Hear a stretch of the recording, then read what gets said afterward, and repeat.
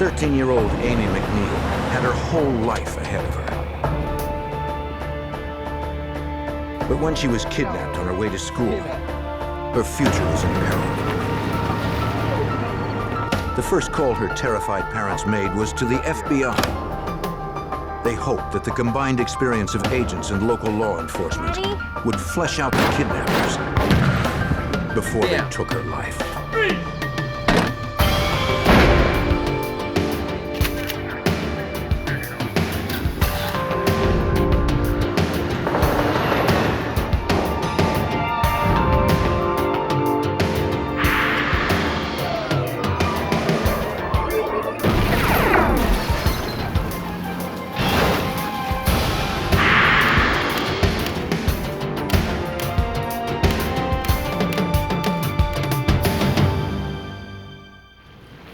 Wealth has its rewards, but it also brings its dangers. Kidnapping is one of them.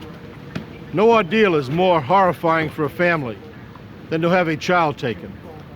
I'm Jim Kallstrom, former head of the FBI's New York office. Kidnapping cases are among the most challenging for law enforcement, who often must remain out of sight, yet close at hand, ready to move in at a moment's notice.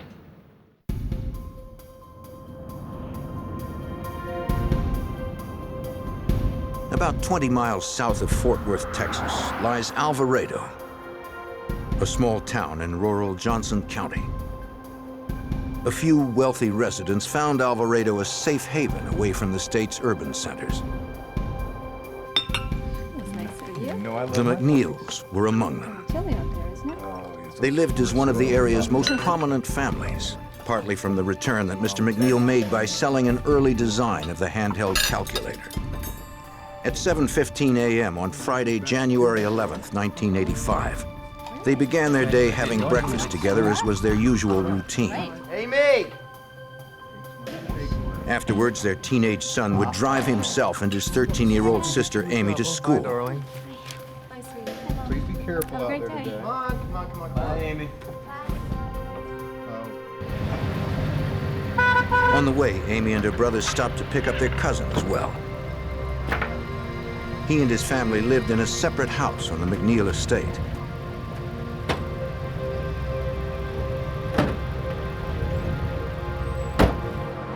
At about 7:45, they were finally on their way to class. Then, from behind an abandoned truck, a sedan pulled out across the road, forcing the teenagers' Jeep off to the side. A gunman jumped out of the car and approached the Jeep. He demanded that Amy get into the sedan. The blonde-haired man warned her brother not to contact the authorities. He would call the family in a short while with his demands.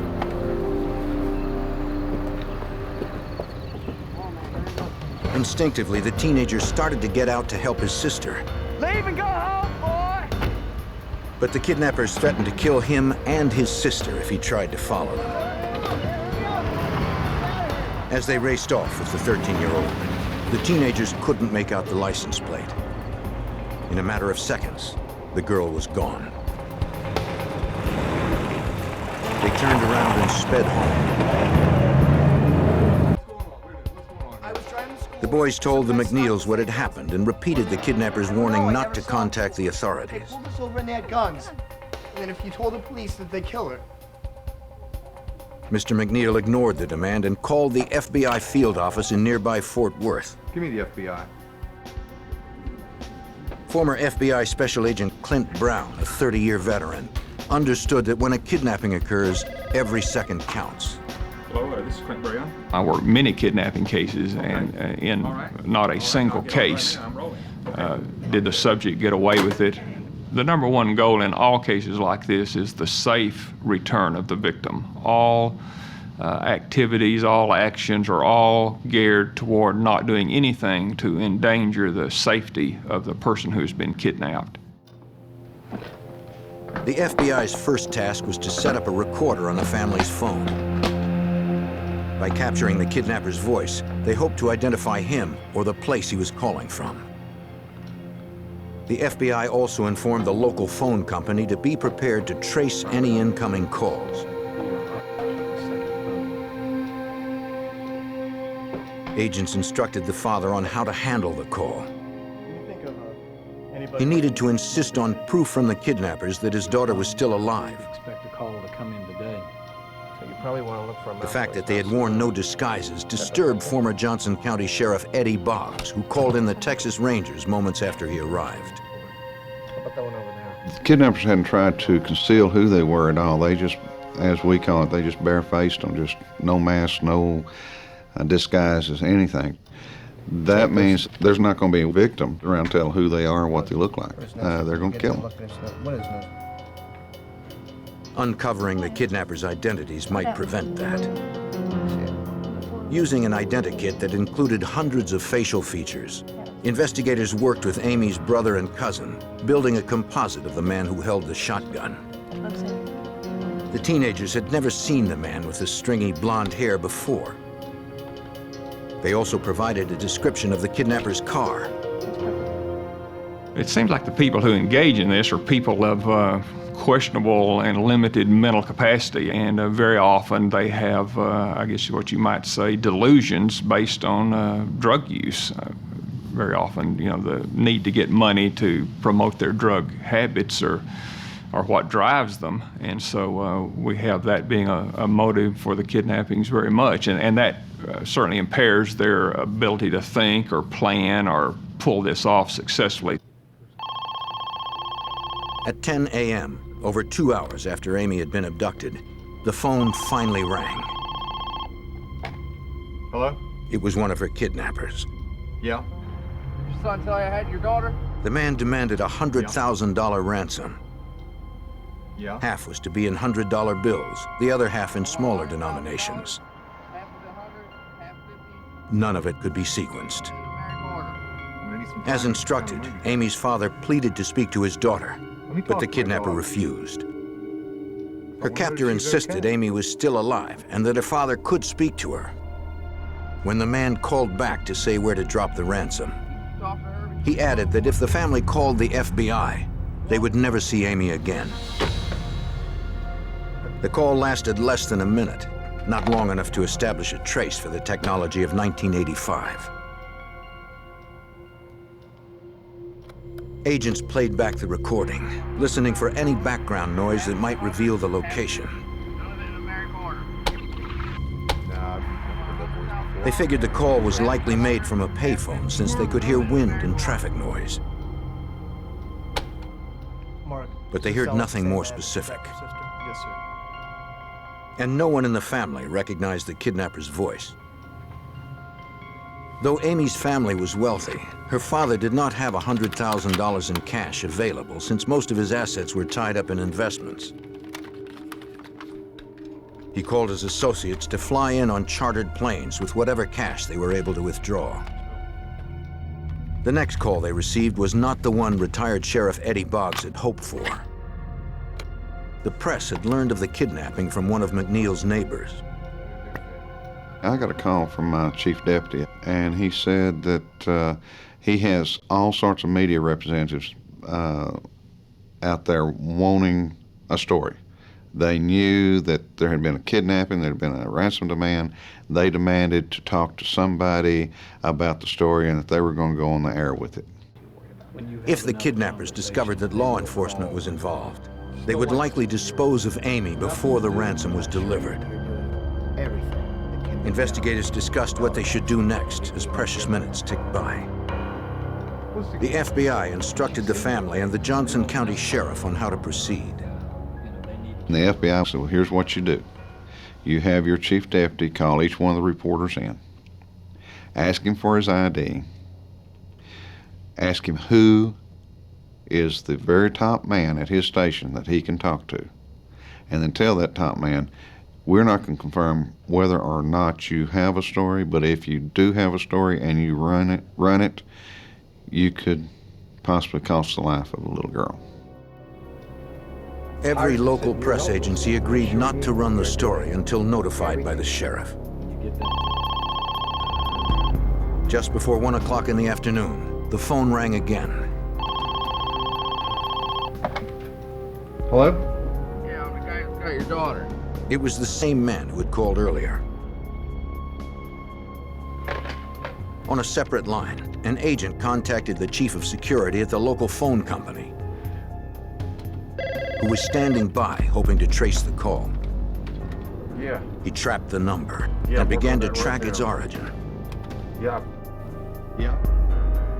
Mr. McNeil begged the kidnapper to let him hear his daughter's voice. Calm down. This time, the man allowed the frightened girl to speak to her father. Daddy? Her eyes concealed to prevent her from knowing where she was. They haven't hurt me. Be my girl. He could hear her crying. Despite his own calm down, fear, girl. he reassured Amy that everything would be okay No, Daddy, I'm and that she okay. would soon be They haven't home. hurt me. That's when the man grabbed the phone. We're having trouble finding the drop zone. The kidnapper said that he had not yet secured a location for the ransom to be dropped. What do you mean you're having trouble getting a drop zone? Again, he promised to call back later. Hello? The room fell silent as former Texas Ranger Bill Gunn recalls. It was very heartrending to listen to it. She was frightened, and of course, Mr. McNeil was frightened. The conversation was very short. Mr. McNeil encouraged her to keep her upper lip up and remember who she was. And that was the end of the conversation. They hoped the trace would be successful. That's the hardest part, correct? The security chief reported that the call had originated from outside the phone company's calling area. And since the call had been terminated, it would be impossible to trace it through the neighboring system. The phone company was able to determine that the call was made from somewhere in the town of Kennedale, 25 miles north of the McNeil's estate. Good. Amy was still in Texas, close to Fort Worth. Pin it down. Okay, sounds like. But without a specific location, investigators had little to go You on. know she's in Texas. We had no idea, no evidence, no leads, nowhere to go. The only thing we had was the description of a car. I did have my troops, what few I had, to go out and start in a perimeter and expanding the perimeter, checking every farm, every house, every housing addition, everywhere they could for a car that matched the description that we had. Johnson County deputies fanned out over a 30-mile radius from Alvarado up to Kennedale, searching for the kidnapper's car. They also alerted other local officers to be on the lookout for the four-door sedan. Yet without a license plate, it was not likely they'd locate the vehicle among the rural expanse. Almost 6 hours after 13-year-old Amy McNeil had been abducted, her father's friends from Texas and Arkansas had begun to arrive in Alvarado, carrying tens of thousands in cash. Texas Rangers escorted them from a small airport to a local bank where the currency would be processed before it was paid to the kidnappers. Wearing latex gloves, Rangers recorded and bundled the $100,000 ransom. They assembled half of it in $100 bills as the kidnapper had instructed. Another $50,000 was compiled from smaller denominations. Retired Texas Ranger Sergeant John Dendy helped direct the processing. They had quite a time raising that amount of money on such short notice. But after they got the money, then the Rangers that were at the bank started to getting clean bags to put it in. In other words, no fingerprints, plastic bags, and made copies of the bills, so we'd have the serial numbers on each bill. Everything was loaded up, and then all we had to do then was sit and wait until more demands came in. In the late afternoon, deputies had located a car that fit the description of the kidnapper's vehicle, parked 20 miles from the McNeil's estate. A license plate check revealed that the sedan had been stolen the day before from Mesquite, Texas, 50 miles east of Alvarado. Inside, deputies found no obvious signs of Amy or her abductors. They impounded the car and continued to canvass the area for witnesses who may have seen the driver. At the Johnson County Sheriff's Department, the FBI processed the sedan for forensic evidence. From the interior, they removed several sets of fingerprints. But without a suspect's prints to compare them to, the recovered prints could not help identify Amy's captors or their current whereabouts. By 11:30 p.m., 16 hours after Amy had been taken, her family had received 3 more phone calls, but still had not been told where the ransom was to be dropped.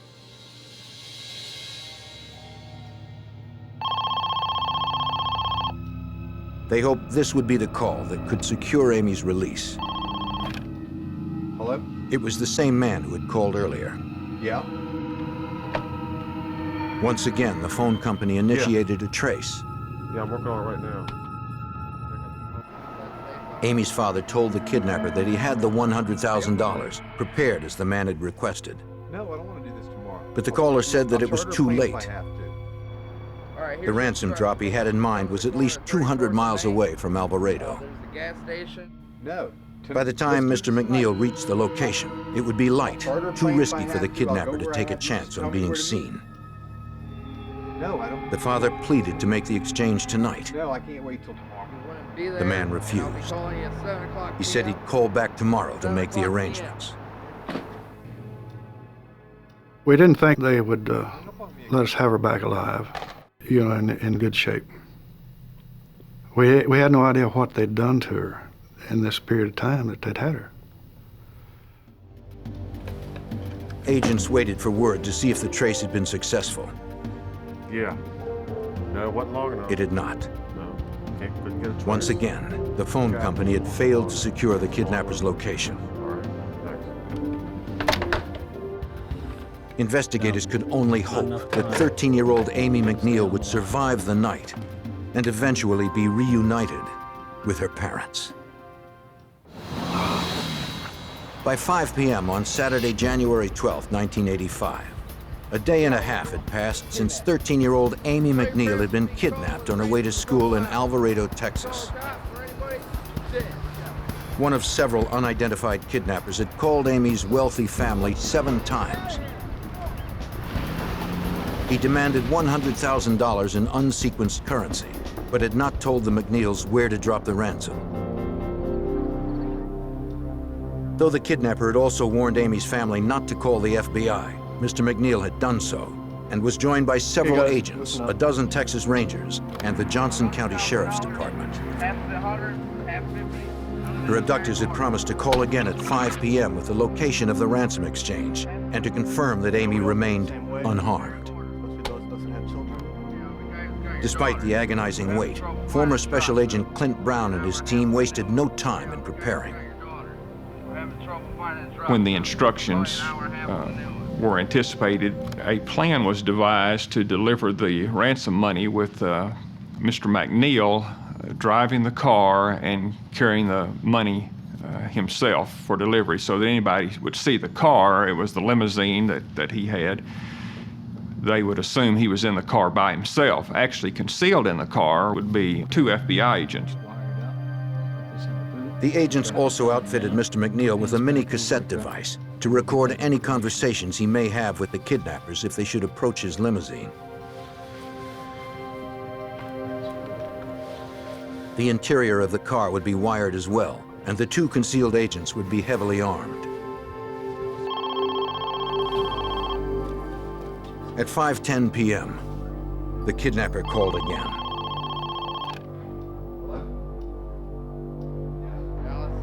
He told Mr. McNeil to drive 40 miles alone in his limousine from Alvarado on Interstate 30 to East Dallas and take exit 51. There he would find a gas station.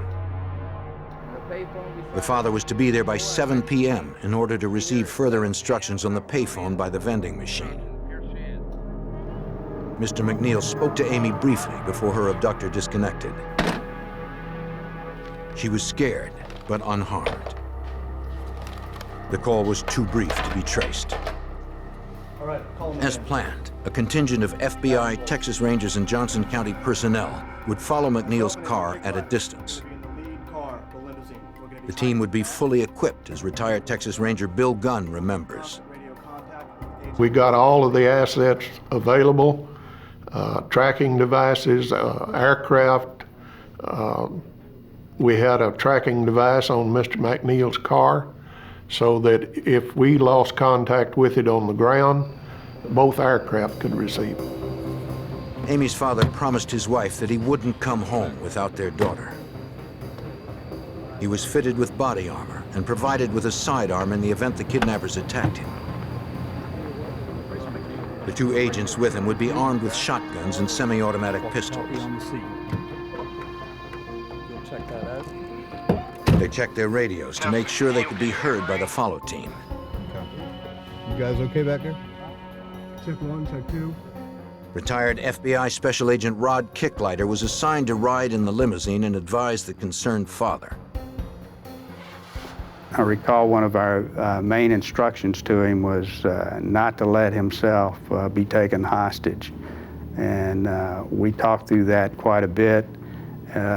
He was to deliver the money, and we would then take over, try to effect the arrest, but he was in no way to get involved himself. McNeil got the go-ahead to leave for the gas station in East Dallas, 40 miles away.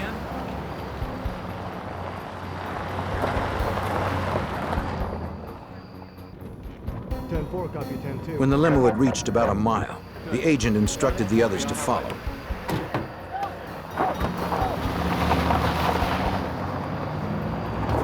Since the kidnapper had provided a specific route to the Dallas gas station, former Ranger Sergeant John Dendy and the others feared that the kidnappers could be surveilling the limousine as it traveled. We had no idea where they would be, who they were, what they were in, or anything about them. And in order for them not to become suspicious of any of us, we kept a good distance behind the car. As the stretch crossed county lines, the Rangers radioed ahead to local authorities. They informed traffic patrols not to stop the speeding unmarked cars and provided license plates for their vehicles.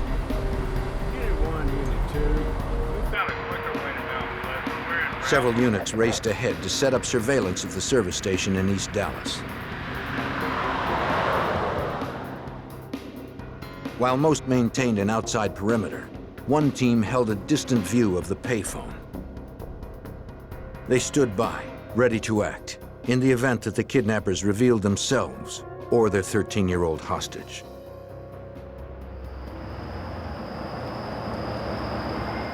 Agents reported that the limousine had just reached exit 51. The phone had begun ringing at exactly 7 p.m. when Amy's father rolled into the service station. What? Okay, hold on. It was the 8th call he had received from his daughter's kidnappers over the past 34 hours. The man did not give the father the news he had hoped for. He told Mr. McNeil to take Interstate 20 east to Tyler, Texas, almost 100 miles from Dallas. At the US 69 exit, he would find another gas station, where he'd receive another call at 9:20 on the payphone outside. For retired Special Agent Clint Brown, it was difficult to predict what Amy's abductors might be planning. We could tell the kidnappers were not very well organized. They seemed somewhat ill at ease, confused.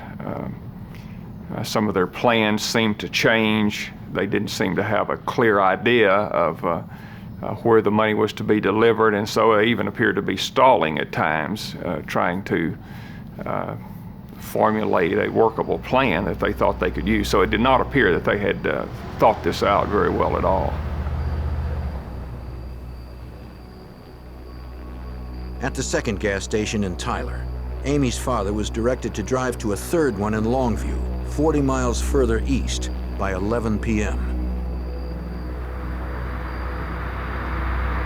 From there, he was ordered to drive 60 more miles north to a fourth gas station in Mount Pleasant, Texas. Unit 2, we're Precisely at midnight, he'd receive another call at the payphone outside. By now, investigators had covered over 180 miles, traveling for well over 5.5 hours. They hadn't anticipated the long trip, and 2 surveillance aircraft were forced to turn back to refuel in Dallas. Despite their frustrations, the team was determined to outlast the kidnappers. We had no idea what they were going to do next. They just kept running us over East Texas. We saw a large portion of East Texas, and we didn't know when it was going to stop. But we knew that we were there for the duration. But the situation was only getting worse. About halfway to the Mount Pleasant gas station, the limousine began losing power. After racing at speeds in excess of 100 miles an hour for extended periods, the engine simply quit. Agent Kicklighter feared that the mechanical problem would jeopardize any chance they may have still had to rescue the 13-year-old.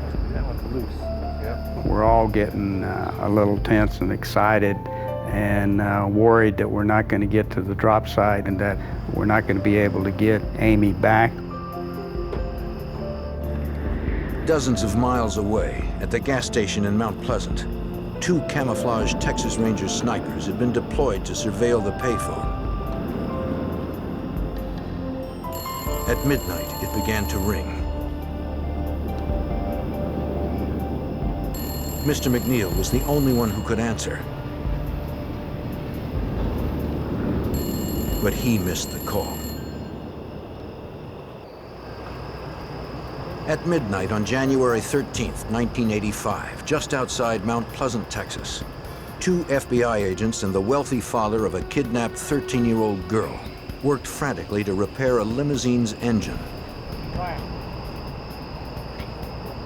Mr. McNeil's limousine was the car his daughter's kidnappers expected him to be driving alone to a Mount Pleasant gas station payphone by midnight. As Mr. McNeil tried to restart his car, 2 camouflaged Texas Ranger snipers, deployed to surveil the gas station, watched helplessly as the phone began ringing.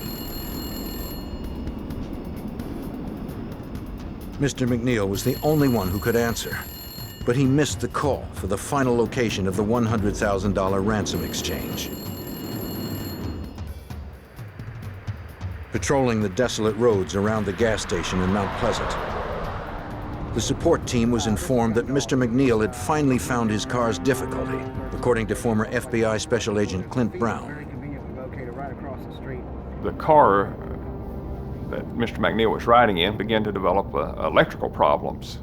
Apparently the alternator wasn't keeping the battery charged up, and so as time went on, the lights began to dim and he began to have trouble with the electrical system of the car. The communications and tracking devices wired to the limo system had drained its power over the past 7 hours. Disconnecting several instruments provided enough juice to get the engine started again. Though the headlights were inoperable, the car would move forward. Mr. McNeil and the 2 agents pressed on without full power and limited visibility. Their path was lit by an aircraft overhead. The remaining FBI agents, Texas Rangers, and Johnson County personnel gathered at a separate filling station a short distance from where the kidnappers had planned to call. They debated what to do next, since Mr. McNeil had missed the midnight appointment, and they had no way of contacting the kidnappers. With few options, investigators decided to send the limousine to the Mount Pleasant gas station late, figuring that the kidnappers would probably call again. We were pretty well counting on the fact that they were going to show up or call, that they were desperate for the money. We reassured them we had the money, and we certainly reassured them we wanted Amy back. So we thought that they would stay connected to follow through with the payoff site. At approximately 1 a.m., Mr. McNeil and the FBI agents arrived at the Mount Pleasant gas station in the troubled limousine. Almost 8 hours and 200 miles after they had first departed Alvarado, the limousine's engine gave out for good. The vehicle wasn't going anywhere without major repair. They could do nothing more but wait in the chilly night and pray that the kidnappers would contact them. Due to the fact that we had to drive very slowly in the limousine, we were late getting to the drop site, approximately an hour. We were somewhat concerned about that, but we set up to wait by the drop site. Texas Rangers kept watch, remaining hidden in the field across from the gas station. The fate of 13-year-old Amy McNeil remained unknown. Then, at 1:15 in the morning, the payphone started ringing. As investigators had suspected, one of the kidnappers called back, eager to get the ransom. He claimed that Amy was still alive, but refused to let her speak. Worst still, former Texas Ranger Bill Gunn and his team learned that the assailants had likely spotted the heavy presence of law enforcement on the desolate roads. They started out telling him that he had brought the police with him, and they were very unhappy with that. So they finally told him to bring the money to a motel in Mount Pleasant.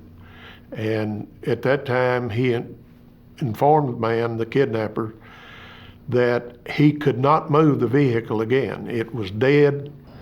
And the man told him on the phone then, they said, well, we're coming after the money, and we've got plenty of guns, and there better not be any police officers around. The father remained resolute, despite his fear of what the kidnappers may have already done to his daughter. He grabbed the ransom bag and stood outside so his daughter's captors could see him as they approached. Agents hidden in the limousine readied themselves for an armed confrontation. Retired Special Agent Kicklighter realized a mistake now could cost lives. The exchange of a ransom during a kidnapping is always one of the most critical elements of the investigation.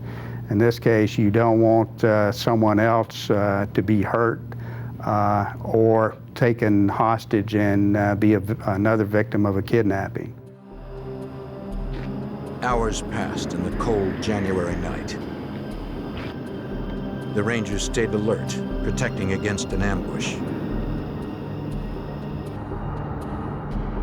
On the road circling the gas station, investigators saw no sign of vehicles approaching the ransom drop. See anything out here? By 3 in the morning, 2 hours after the kidnappers had called, it looked as if they weren't going to show. The Texas Rangers, Johnson County deputies, and the FBI considered what their next move should be. It was decided that they were not going to come, and so the whole surveillance and monitoring situation was called off in anticipation we're going to have to start again the next day on Sunday. Agents in the limo received word of the decision to regroup until daybreak. Mr. McNeil insisted they stay. But investigators convinced him that at present, there was nothing more they could do for his daughter. Money, if nothing else, right? Mr. McNeil was upset that yet another night was going to pass without a resolution to getting his daughter back.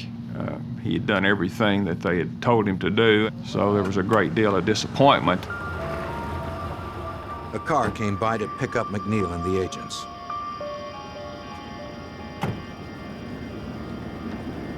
They headed back to the nearby gas station where others had begun to assemble.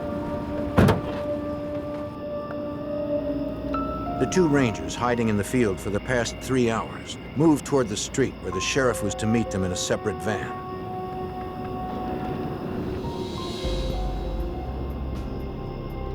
As they approached, an unidentified vehicle cruised by their position. It was filled with a group of men and a young girl who headed towards the interstate. Buick southbound. The Rangers called for units. Location. Need somebody to pick them up. As they watched those believed to be the kidnappers speed off into the cold Texas night. 3:45 a.m. on January 13th, 1985, 2 Texas Rangers believed they had spotted the kidnappers of 13-year-old Amy McNeil racing away from the Ransom drop point in Mount Pleasant, Texas. Can you copy me? Command post, copy.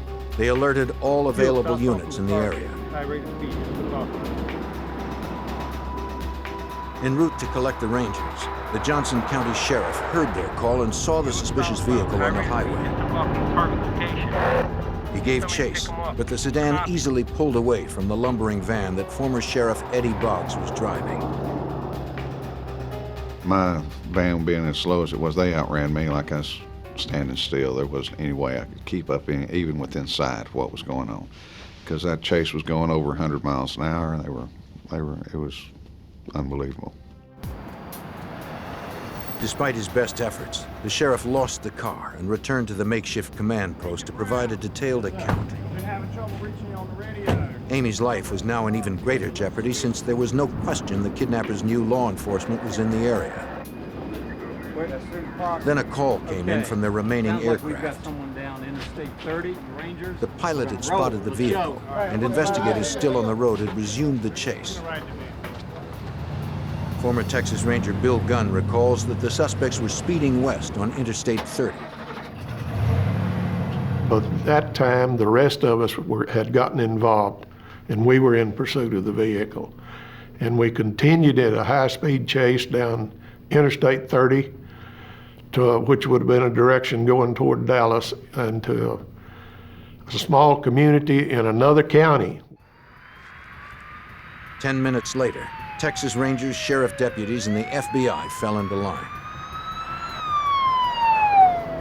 The suspects refused to slow down. As the lead ranger began to close in, he was fired upon. A shotgun and pistol pelted his car with rounds. As he prepared to return fire, he glimpsed 2 girls in the back seat. One was young Amy McNeil, who they were forcing into the back window. The people who were responsible for this started firing guns at them out the back windows on each side of the Buick. They would push Amy up into the back glass where she could be seen, and of course we couldn't return any fire.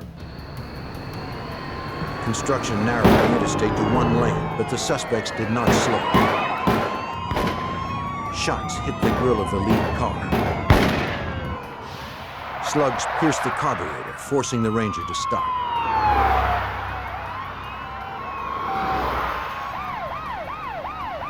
The chase continued at high speeds through 3 Texas counties before the suspects exited into the small town of Saltillo, Texas. Dispatch, looks like we're slowing down. Unexpectedly, at about 4 a.m., they stopped on the front lawn of a home and several fled on foot. They opened fire on investigators. 2 gunmen barricaded themselves behind a van parked in the driveway, while a third disappeared behind the house. None of the officers on the scene were wearing body armor. When I first got out of the car, I could see this man standing in front of the van. Now, this is Sunday morning at 4 o'clock, and no moon as far as I can remember. And every time he'd pull off around with that 12 gauge, he'd line up the girl. Investigators took cover behind their vehicles and pinned the gunman down. The suspect's abandoned car was in the direct line of fire. Amy was trapped inside without any means of escape. One assailant attempted to break into the home of an elderly resident. She took cover, not knowing what was happening a few feet from where she had slept.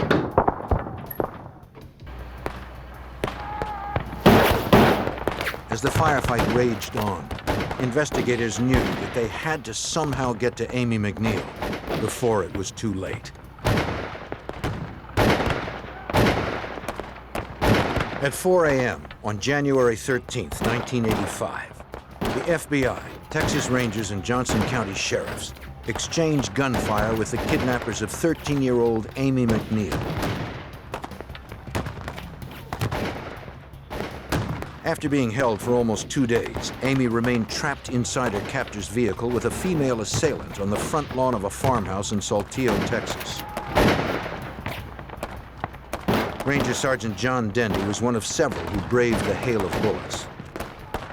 I could see one of them behind the front wheel of the car, and that's what I was mainly shooting at. I didn't have any other place to go. And the only thing I knew to do is shut them down. And the only way I'm going to do that is to hit one of them. Several miles away in another vehicle, Amy's wealthy father was accompanied by the Johnson County Sheriff and an FBI agent on their way to the scene.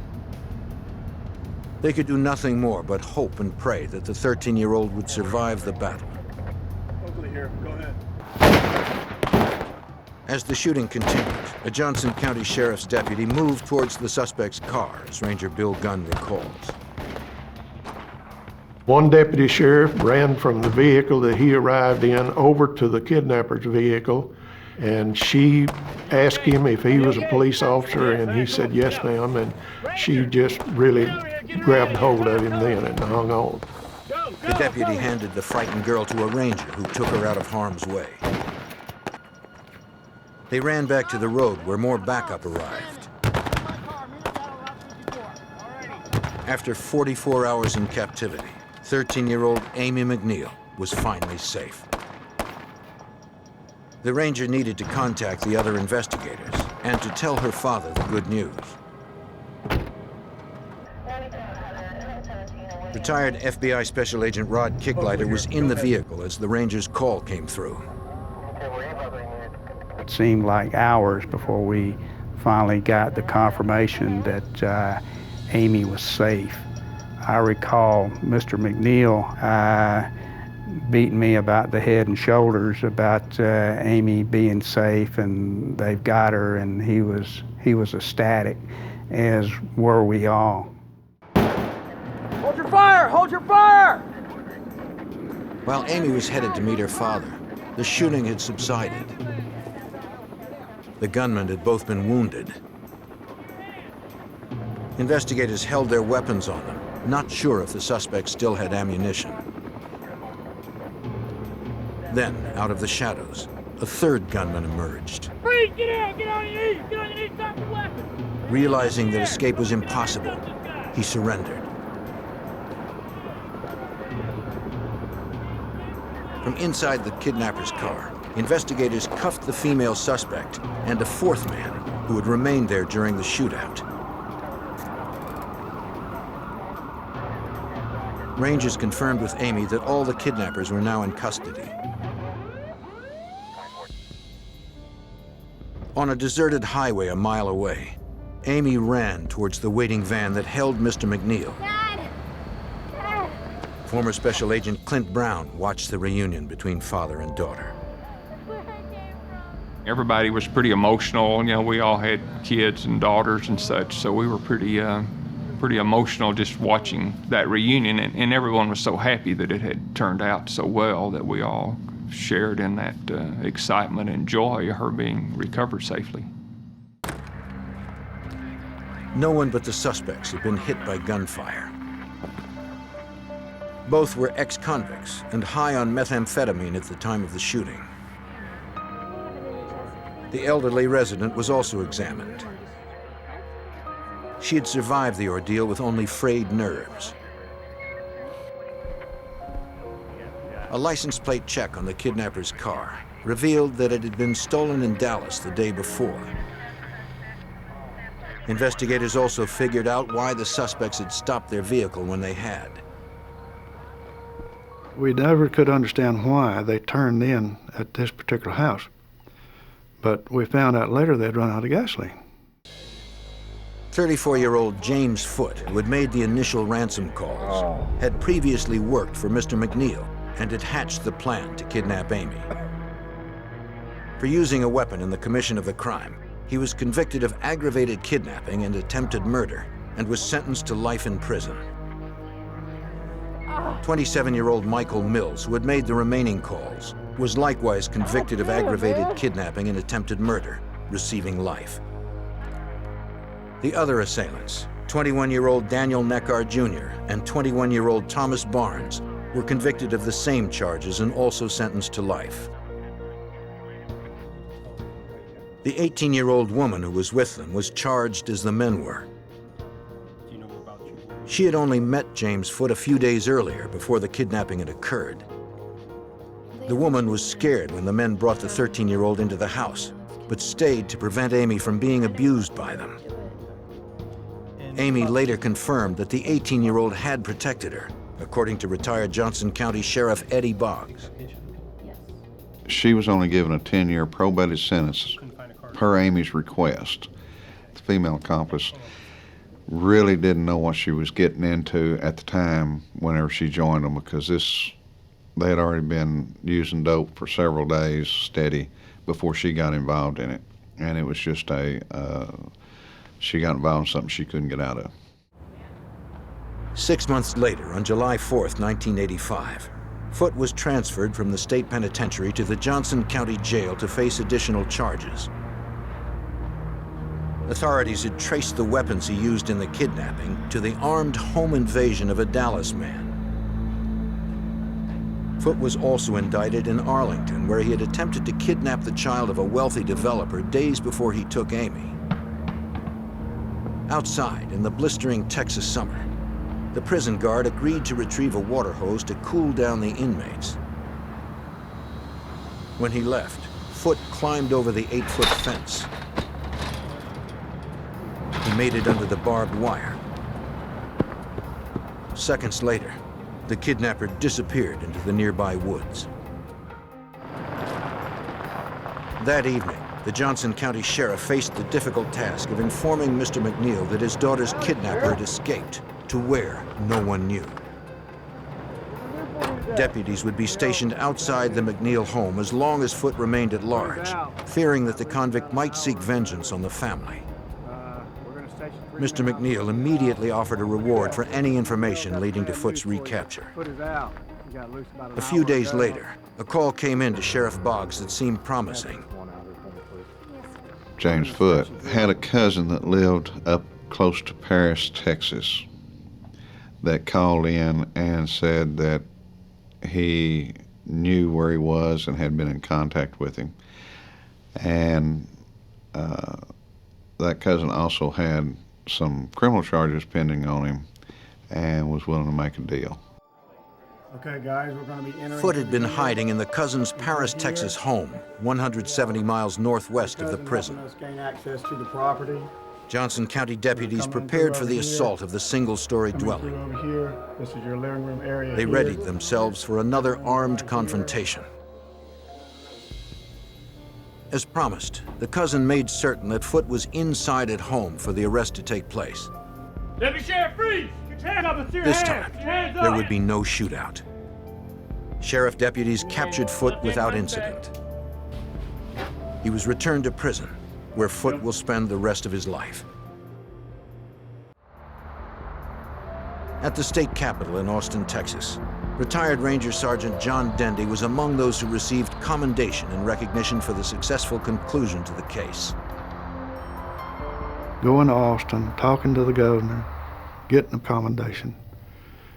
The fact that I knew that I had had something to do with saving this beautiful little girl's life was worth more than anything else they could do.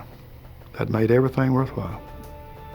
All the 36 years that I spent in law enforcement, that was the top.